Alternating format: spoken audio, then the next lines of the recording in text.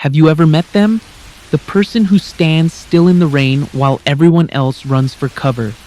They don't raise their voice in an argument. They don't panic in a crisis. They possess a quiet, unshakable centeredness that feels almost superhuman. What is the secret to their peace? The answer is a journey through the storm, not an escape from it. Act 1. The storm. Before we understand calm, we must understand the chaos it rises from. The uncalm mind is a battlefield. Every thought is a soldier, every emotion a declaration of war. This is the state of amygdala hijack, where the brain's fear center takes control, seeing threats where there are none. In this state, you are a prisoner of your own reactions. You overthink every conversation, replaying it on a loop, searching for mistakes. You try to control every outcome, believing that with enough effort, you can force life to bend to your will. This is the illusion of control, and it is the primary source of our anxiety. This person was not born calm. They were forged. They once cared too much, tried too hard, and pushed against the immovable walls of reality until they broke, not the walls, but themselves. The philosopher Friedrich Nietzsche wrote, "That which does not kill us makes us stronger." For the calm person, this isn't a motivational quote. It's their biography, Act 2, the anchor. The journey to calm begins with a single revolutionary act, the pause. Between the stimulus, the insult, the bad news, the crisis, and your reaction, there is a space. In that space lies your power. The calm person has learned to live in that space. Scientifically, this is the prefrontal cortex overriding the amygdala. Instead of immediate reaction, there is conscious observation. You are no longer the storm. You are the scientist observing the storm, noting its patterns, respecting its power, but refusing to be swept away by it. This is the wisdom of Stoicism. As Marcus Aurelius wrote, "You have power over your mind, not outside events. Realize this, and you will find strength." The calm person has stopped trying to control the wind and has instead learned to adjust their sails. The second tool is emotional fluency. Calm people are not emotionless. They are emotionally articulate. They can feel anger without becoming rage. They can feel sadness without becoming despair. They have learned to hold their emotions like a wild bird, gently enough that it doesn't fly away, but firmly enough that it doesn't hurt them. Carl Jung believed that unexamined emotions become our fate. He called this our shadow. The calm person has learned to turn and face their shadow. They have conversations with their anger, their fear, their grief. By doing so, they integrate these parts, robbing them of their power to control from the darkness. The third tool is perspective. The calm person has zoomed out. They see life not as a single chaotic moment, but as a long, continuous line. They know that this too shall pass, not as a hopeful cliche, but as a proven fact based on the memory of every other storm they have survived. This perspective allows them to separate pain from suffering. Pain is the direct sensation of a negative event. Suffering, as the Buddhists teach, is the story we tell ourselves about the pain. The calm person feels the pain, but they refuse to indulge in the suffering. They don't add resistance to reality. Act 3. The eye of the storm. So what does it feel like to be this person? It is not a life without problems. It is a life where you have become the calm center within the problems. You are the eye of the hurricane, the quiet, still point around which the chaos rages, but which remains untouched.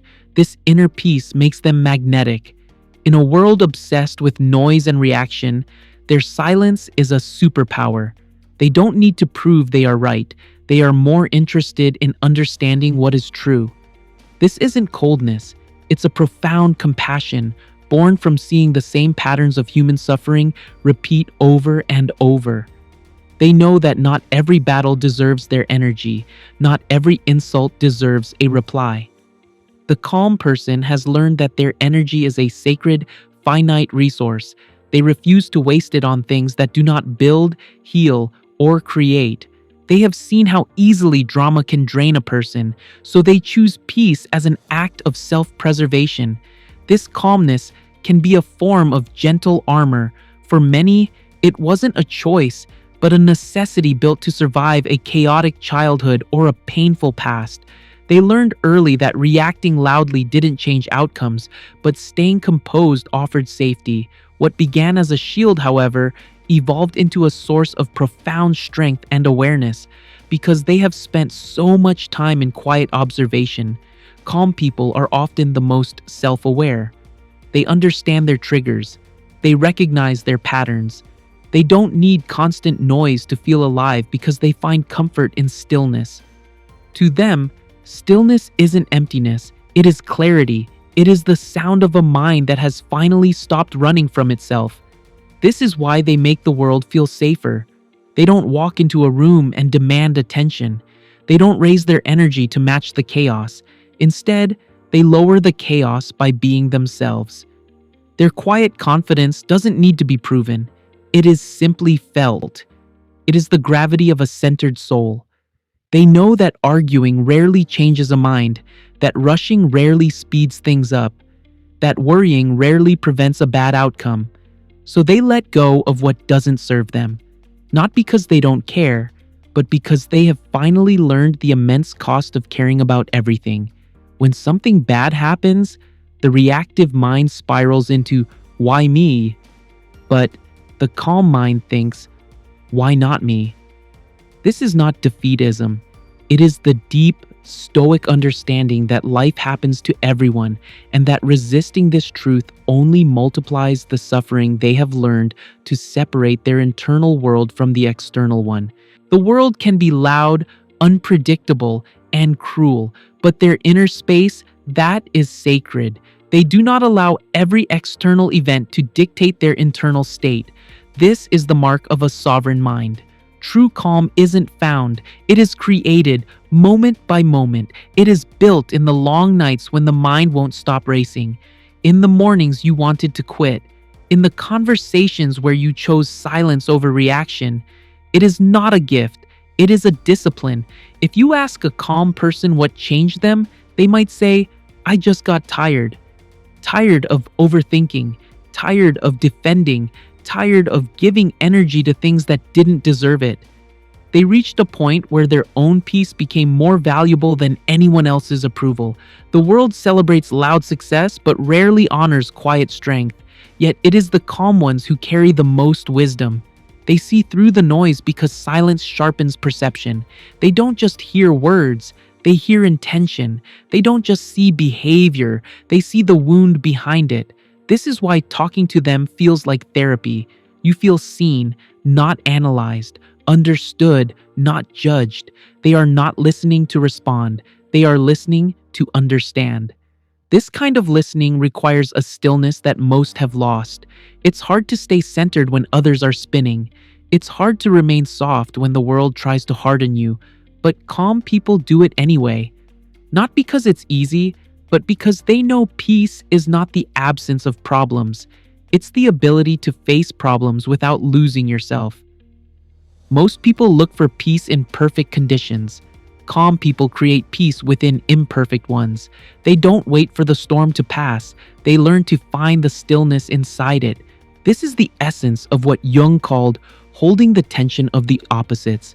You'll often find them with simple routines because simplicity stabilizes the mind, a morning ritual, a quiet walk, a cup of tea. These small habits are not random, they are anchors.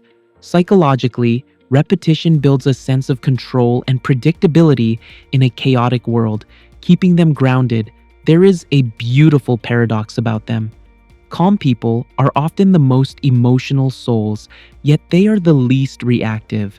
They've learned that expression doesn't always require eruption. Sometimes you express emotion by holding it gently until it dissolves, like a sugar cube in water. This is emotional alchemy. Their sadness turns into reflection, their anger turns into clarity, their fear turns into faith. This ability to transform rather than transmit raw emotion is the core of their peace. They are not just feeling, They are creating meaning from their feelings.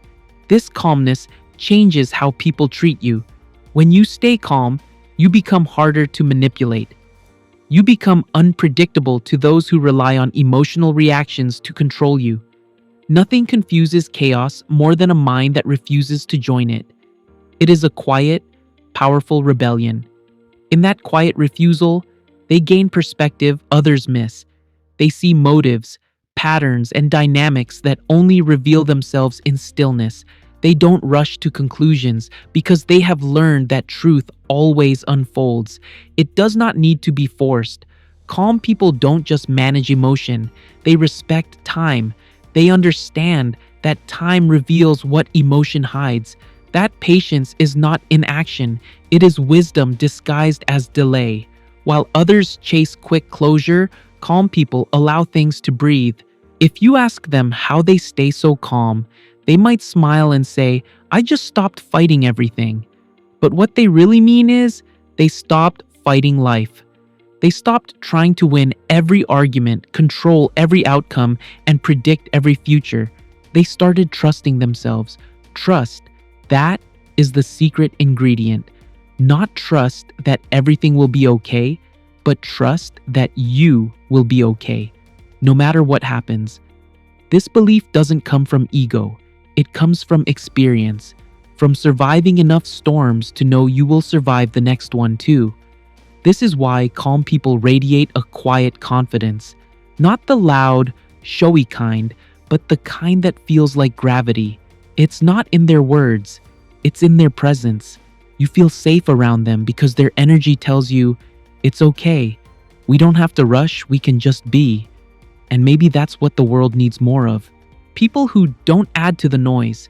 People who can pause before reacting, breathe before speaking, and listen before judging. Imagine if everyone learned to do that, the world would sound a lot quieter. And maybe that silence would heal more than words ever could. But let's be real, staying calm isn't easy. Even the calmest people lose their balance. They get angry, they break down, they feel doubt. The difference is, they know how to return to stillness. They don't stay lost in the storm of emotion. They observe it, understand it, and let it pass. This is the cycle: awareness, acceptance, release. They are aware of the emotion without judgment.